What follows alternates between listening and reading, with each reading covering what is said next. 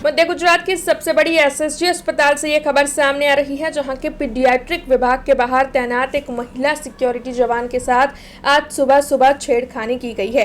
दो नशे में चूर युवा बाइक पर आए थे और इस महिला के साथ छेड़खानी कर रहे थे। तब दोनों को पकड़कर लोगों ने पीटा था, ऐसी जानकारी भी सामने आ रही है। लेकिन उनमें से एक फरार हो गया था, जबकि एजाज आरिफ खान वोहरा नाम के शख्स को पुलिस ने गिरफ्तार कर लिया है। आपको बता दें कि इस मामले के मद्देनजर सिक्योरिटी विभाग के मैनेजर अंकुर भाई की ओर से आरएमओ को शिकायत की गई है और पुलिस की ओर से एक आरोपी की गिरफ्तारी भी कर ली गई है। लेकिन दूसरा आरोपी फरार हो गया था, तब उसे ढूंढने की कवायद पुलिस ने शुरू की है। रावपुरा पुलिस थाने में ये मामला दर्ज हुआ है। लेकिन आपको बता दें कि पीडियाट्रिक विभाग के सीसीटीवी बंद हालात में थे, जिसके मद्देनजर एसएसजी अस्पताल में मरीजों, सिक्योरिटी गार्ड और साथ ही मरीजों के परिजनों की सेफ्टी को लेकर कई सवाल खड़े हो रहे हैं।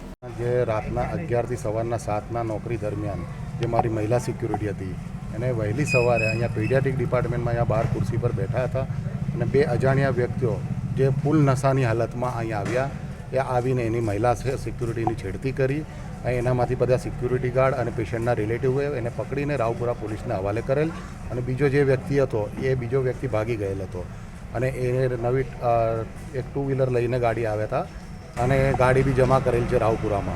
સીધી વસ્તુ છે કે લેડીઝ જોડે કોઈ બી મગજમારી કરે એટલે તો કોઈ તો એને આ પીડિયાટ્રિક વોર્ડ છે, નાના બાળકોનો વોર્ડ છે, ત્યાં મહિલા સિક્યુરિટી ગાર્ડ પીઆઈસીયુમાં નોકરી હતી એની અને નોકરી દરમિયાન આવીને સવારે વહેલી સવારે લોકો ચા નાસ્તો માટે આવતા હોય તો જે બધાને સિંગલ મોકલવાનો હોય ત્યાં પુરુષ સિક્યુરિટી હતો ને આસિફભાઈ હતા એ બી અહીંયા એમની જોડે જ હતા એમને સામે જ પકડીને એમને તરત જ કર્યું।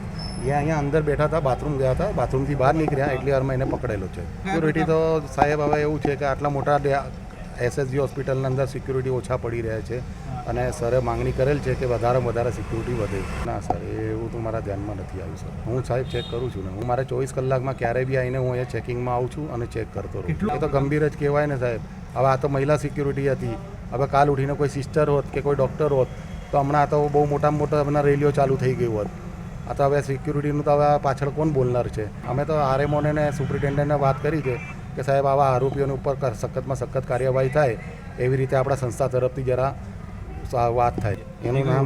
એનું એજાજ આરિફ ખાન વોહરા જે રહેઠાણ નાગરવાડાનું છે, એક આરોપી પકડાયેલ છે અને બીજો આરોપી જે કાળી ટી શર્ટવાળો હતો એ ભાગી ગયેલ છે। हमसे जुड़े रहने के लिए हमारे YouTube चैनल को सब्सक्राइब करें और नई वीडियो की नोटिफिकेशन के लिए बेल आइकॉन को दबाएं।